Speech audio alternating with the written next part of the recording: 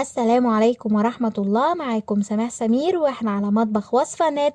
لو أول مرة بتشوفيني أو بتزوري قناتي ياريت تعملي لي لايك وسبسكرايب علشان يوصلك كل جديد الوصفات. النهاردة إن شاء الله هنعمل مع بعض الحواوشي الاسكندراني من الأكلات المصرية الشعبية الحلوة جدا والسهلة والبسيطة.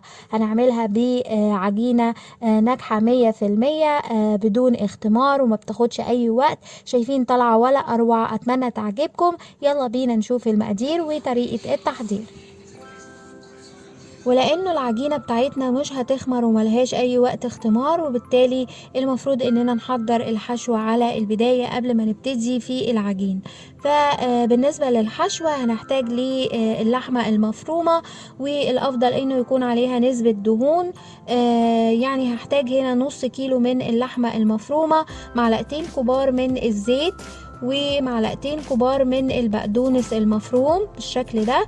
وهنحتاج لبصلاية كبيرة برضو مفرومة سواء على ايديكي او على الكبة، وشوية توابل عبارة عن معلقة صغيرة بابريكا، معلقة صغيرة فلفل اسود، ومعلقة كبيرة من البقسماط الناعم. وطبعا هحط الملح حسب الكمية اللي بعملها.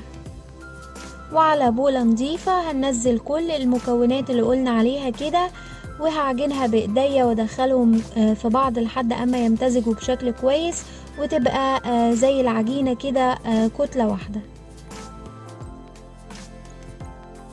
وهنا كده اصبحت الحشوة جاهزة معانا، ونيجي بقى نشوف مكونات العجين.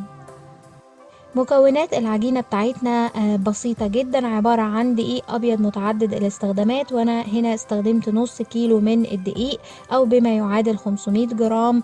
عايرته بكوباية المطبخ العادية كده، وطلعوا معايا 4 أكواب من الدقيق. هحتاج كمان ليه معلقة كبيرة من السكر، معلقة صغيرة خميرة فورية، رشة ملح، وأخيرا هنحتاج ل5 معالق كبار من الزيت.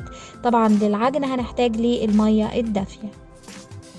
واول حاجة على طول في البولة اللي هنستخدمها للعجن هضيف كوباية مية وتكون دافية، بدفيها قبل الاستخدام، وهحط عليها السكر والخميرة وكمان الزيت، وهقلب كل الكلام ده كويس جدا لحد اما السكر يدوب معايا وما يبقاش فيه اي حبيبات.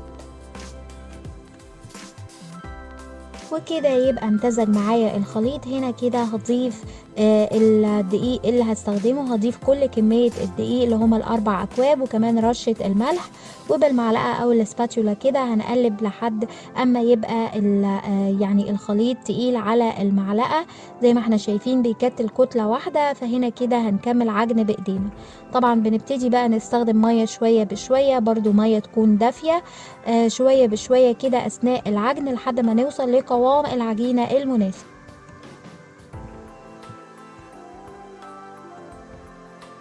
وزي ما احنا شايفين بنستمر في العجن بنفس الطريقة مدة مش أقل من 10 دقايق، بنعجنها كويس وبنضيف المية شوية بشوية لحد أما تتشكل معايا العجينة.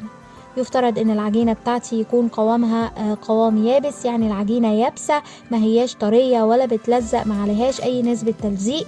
زي ما احنا شايفين احنا هنا كده وصلنا للقوام المناسب. وهنا كده هبتدي اشتغل عليها على طول، مش بسيب العجينة بتاعتي تخمر او يعني بسيبها ترتاح، على طول على التشكيل. وهنا على طول هقسم العجينة لكويرات.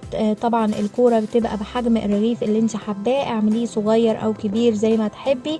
انا بالنسبة لي قسمت النص كيلو ل6 كويرات، وده اداني 6 أرغفة متوسطة الحجم بالشكل اللي احنا شايفينه كده. هقسم كل العجينة بنفس الطريقة، وطبعا بطلع الكور بتاعتي على صينية وتكون مرشوشة بالدقيق.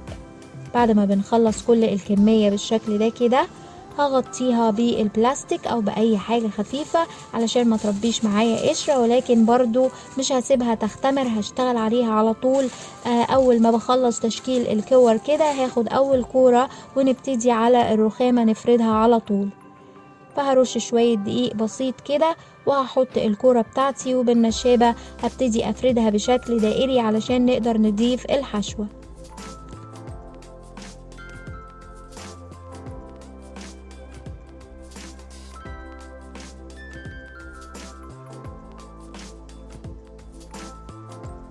وزي ما احنا شايفين انا فردت الدايرة بتاعتي، وبيبقى للعجينة سمك كده، ما تحاوليش ترققيها بالزيادة، لا خليها ليها سمك علشان نقدر نضيف الحشوة.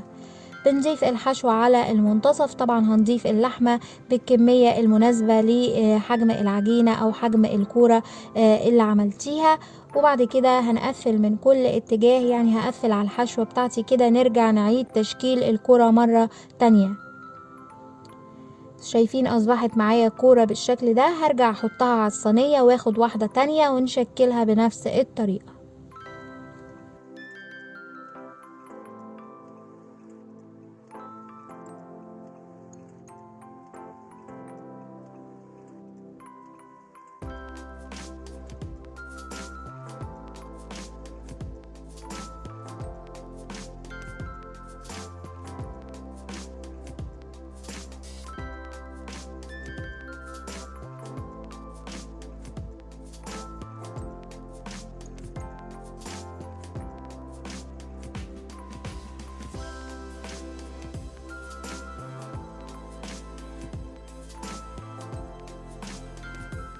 وانا كده خلصت كل الكمية، حشيت كل الكور باللحمة.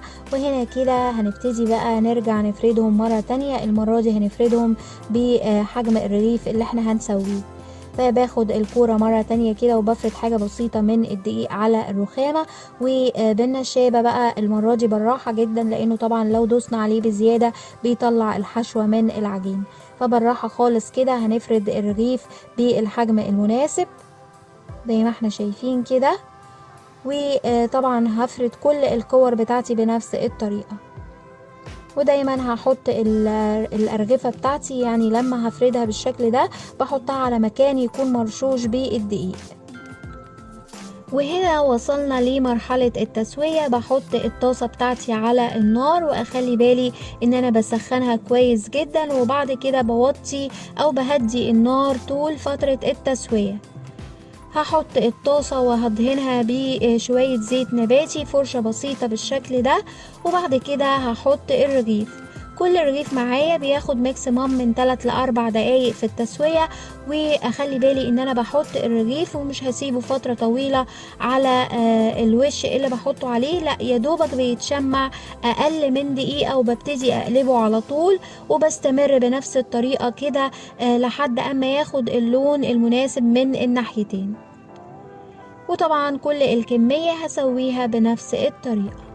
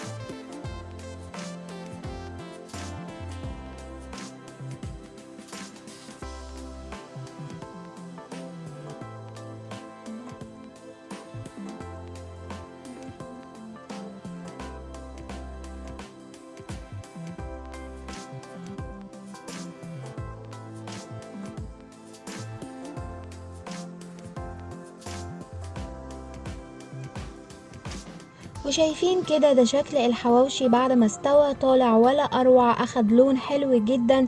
ده غير قوامه وريحته وطعمه. بجد من الوصفات اللي اتمنى انك تجربيها معايا.